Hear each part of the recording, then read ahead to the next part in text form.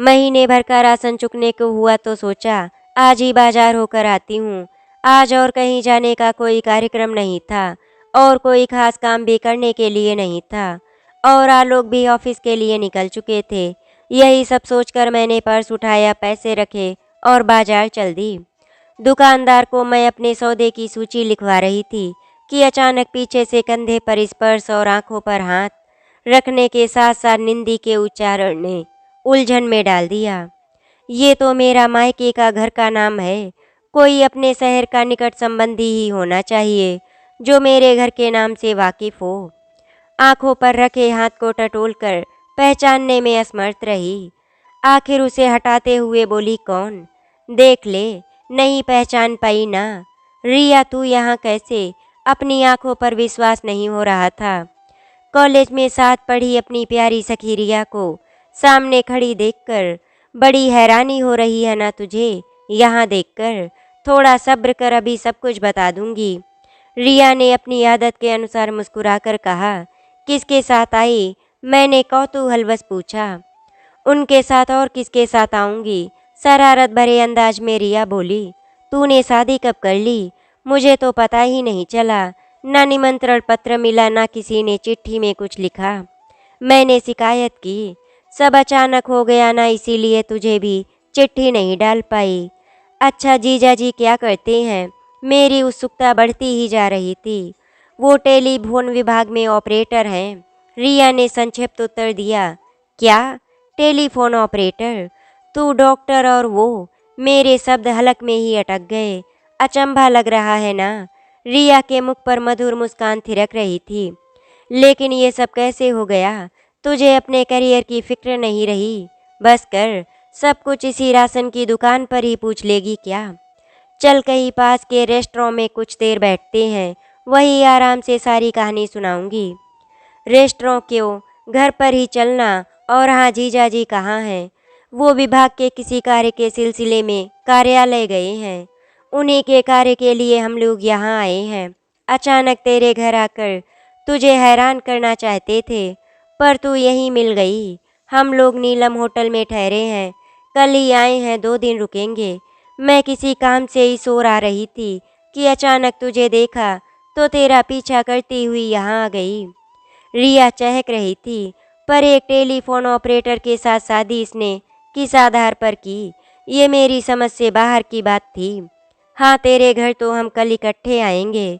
अभी तो चल किसी रेस्टोरेंट में बैठते हैं। वो लगभग मुझे पकड़कर ले जाने वाली जैसी थी। दुकानदार को सारा सामान पैक करने के लिए कहकर मैंने बता दिया कि घंटे भर बाद आकर ले जाऊंगी। रिया को लेकर निकट के ही रेस्टोरेंट में पहुंची। समोसे और कॉफ़ी का आदेश देकर रिया की ओर मुखातिब होते हुए मैंने कहा, हाँ अब बता शादी वाली बात। मेरी उत्सुकता बढ़ती चली थी। उसके लिए तो पूरा अतीत दोहराना पड़ेगा, क्योंकि इस शादी का उससे बहुत गहरा संबंध है। कुछ गंभीर होकर रिया बोली, अब ये दार्शनिकता छोड़ जल्दी बताना, डॉक्टर होकर टेलीफोन ऑपरेटर के चक्कर में कैसे पड़ गई? 3 भाइयों की अकेली बहन होने के कारण हम तो यही सोचते थे कि रिया माँ बाप की लाडली व भाइयों की चहेती होगी, लेकिन इसके दूसरे पहलू से हम सब अनजान थे। रिया ने अपनी कहानी आरंभ की। बचपन के चुनिंदा वर्ष तो लाड प्यार में कट गए, लेकिन किशोरावस्था के साथ भाइयों की तानाकसी, उपेक्षा, डांट फटकार भी वो पहचानने लगी थी। चूँकि पिताजी उसे बेटों से अधिक लाड करते थे, अतः भाई उससे मन ही मन चिढ़ने लगे थे। पिता द्वारा फटकारे जाने पर वे अपने कोप का शिकार रिया को बनाते। माँ और पिताजी ने इसे हद से ज़्यादा सिर पर चढ़ा रखा है। जो फरमाइशें करती है आनन फानन में पूरी हो जाती हैं। मंझला भाई गुबार निकालता, क्यों ना हो आखिर 2-3 मुस्टंडों की अकेली छोटी बहन जो ठहरी, माँ बाप का वही सहारा बनेगी, उन्हें कमा कर खिलाएगी। हम तो ठहरे नालायक, तभी तो हर घड़ी डांट फटकार ही मिलती है। बड़ा भाई अपनी खींच व आक्रोश प्रकट करता। कुशाग्र बुद्धि की होने के कारण रिया पढ़ाई में हर बार अव्वल आती। चूँकि सभी भाई औसत ही थे, अतः हीन भावना के वशीभूत होकर उसकी सफलता पर ईर्ष्या करते व्यंग के तीर छोड़ते। रिया सच बता, किसकी नकल की थी? जरूर इसकी अध्यापिका ने उत्तर बताए होंगे। उसके लिए ये हमेशा फूल गजरे जो लेकर जाती है। रिया तड़प उठी। माँ से शिकायत करती, लेकिन माँ बेटों को कुछ नहीं कह पाती।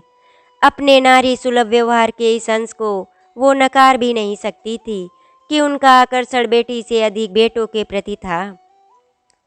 भले ही वे बेटी के मुकाबले 19 ही हों, बड़ी होते होते वो भली प्रकार समझ चुकी थी कि उसके सभी भाई केवल स्नेह का दिखावा करते हैं।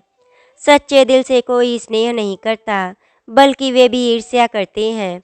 हाँ, अवसर पड़ने पर गिरगिट की तरह रंग बदलना भी वे खूब जानते थे।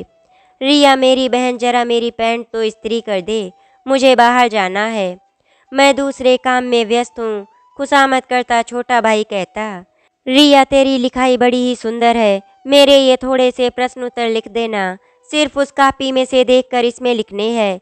कॉपी कलम थमाते हुए बड़ा भाई कहता।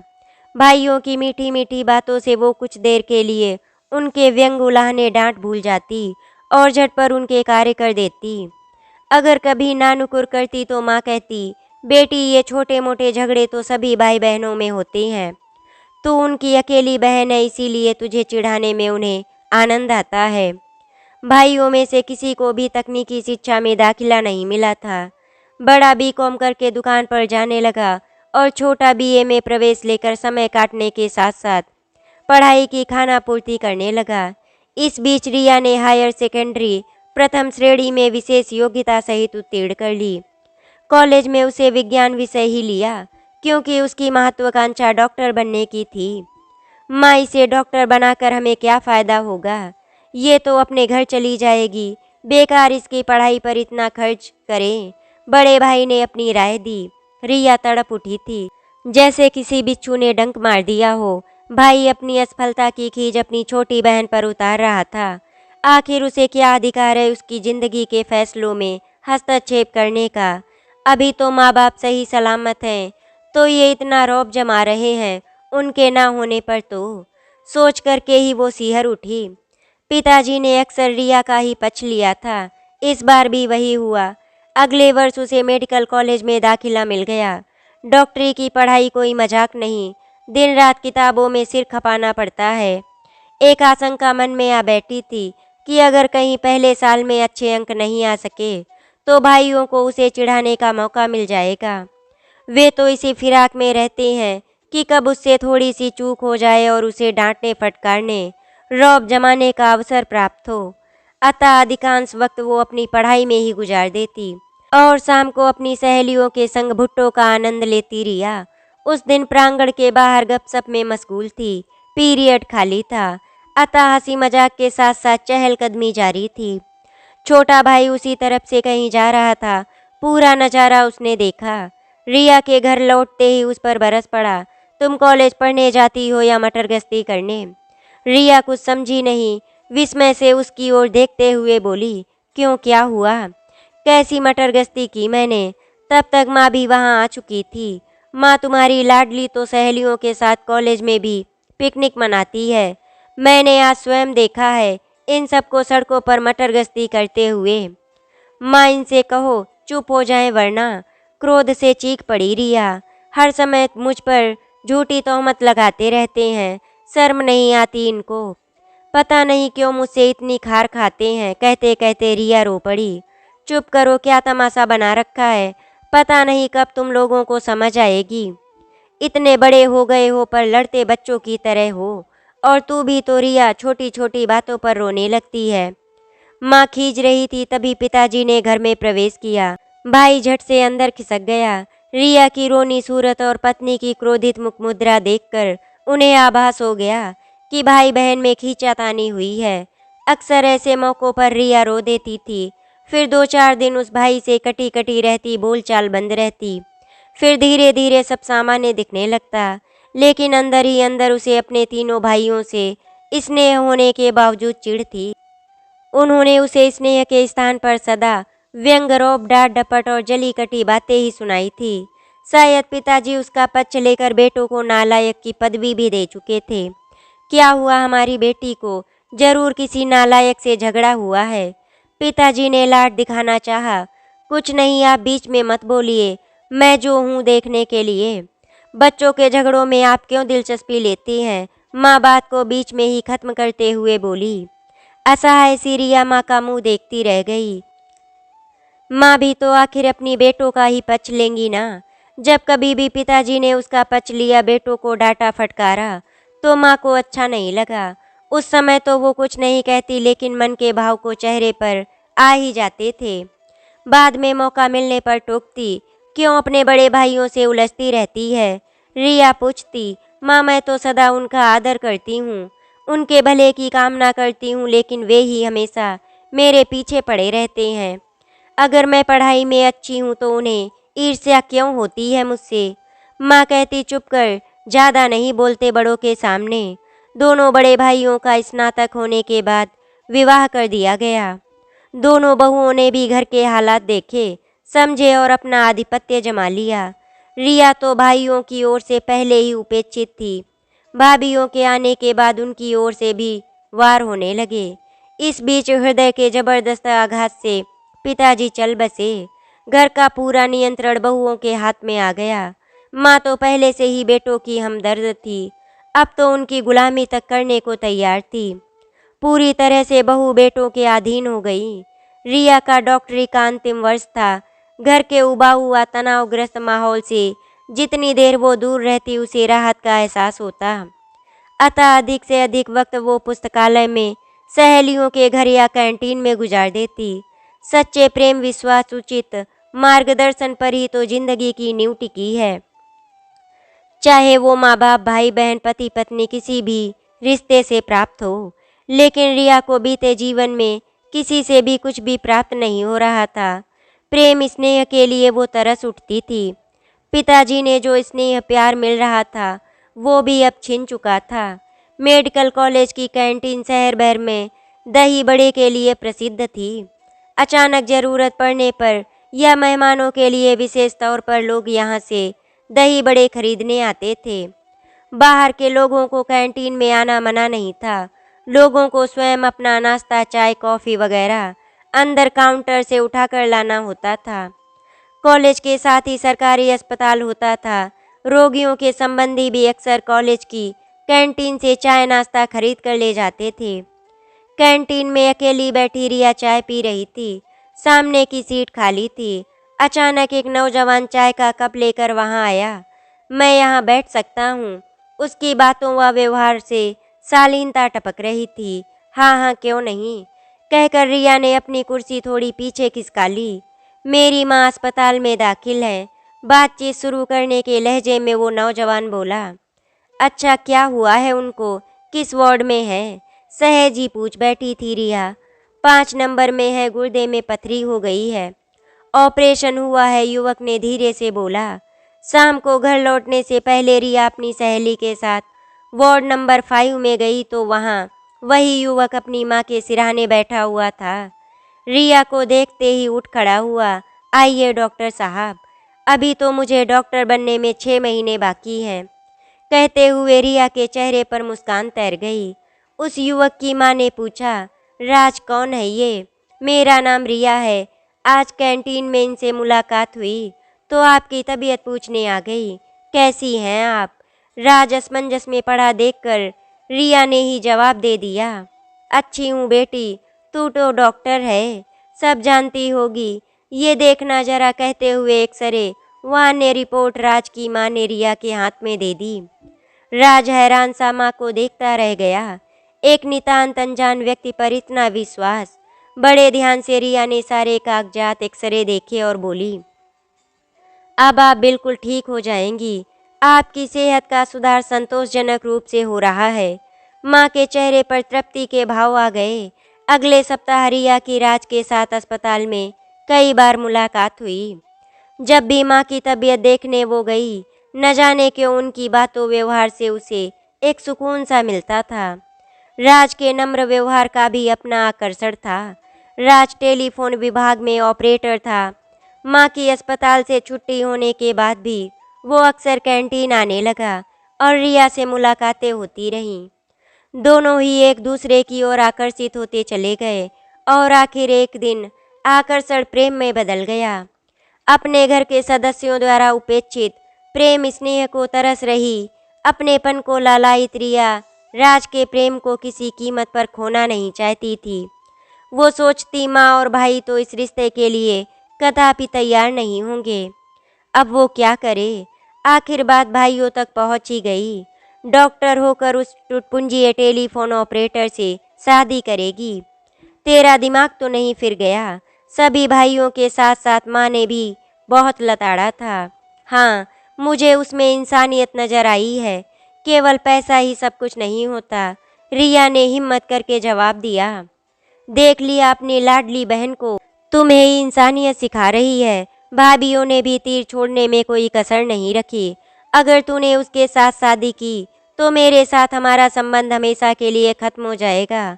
अच्छी तरह सोच ले, भाइयों ने चेतावनी दी। जिंदगी में पहली बार किसी का सच्चा प्रेम विश्वास सहानुभूति प्राप्त हुई थी। रिया उसे खोना नहीं चाहती थी। पूरी वास्तु स्थिति उसने राज के सामने स्पष्ट कर दी। रिया, ये ठीक है कि मैं संपन्न परिवार से नहीं हूँ। मेरी नौकरी भी मामूली सी है, आय भी अधिक नहीं। तुम मेरे मुकाबले काफ़ी ऊंची हो, पद में भी संपन्नता में भी। लेकिन इतना विश्वास दिलाता हूँ कि मेरा प्रेम विश्वास बहुत ऊंचा है। इसमें तुम्हें कभी कंजूसी धोखा फरेब नहीं मिलेगा। जो तुम्हारी मर्जी हो चुन लो। तुम पद प्रतिष्ठा धन को अधिक महत्व देती हो या इंसानियत, सच्चे प्रेम स्नेह विश्वास को, ये निर्णय लेने का तुम्हें अधिकार है, राज बोला। और फिर परीक्षाएं होने के बाद हमने कचहरी में जाकर शादी कर ली। मेरी माँ भाई भाभी कोई भी शादी में हाजिर नहीं हुए। हाँ, राज के घर से सभी सदस्य शामिल हुए।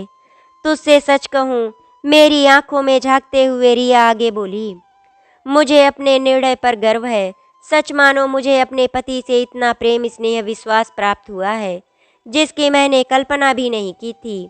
अपनी माँ भाई भाभीियों से स्नेह प्यार के लिए तरस रही मुझ बदनसीब को पति व उसके परिवार से इतना प्रेम स्नेह मिला कि मैं अपना अतीत भूल सी गई।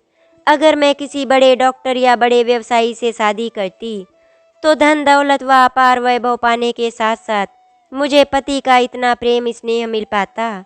मुझे इसमें संदेह है। धन दौलत का तो माँ बाप के घर में भी अभाव नहीं था, लेकिन प्रेम व स्नेह से मैं वंचित रह गई थी।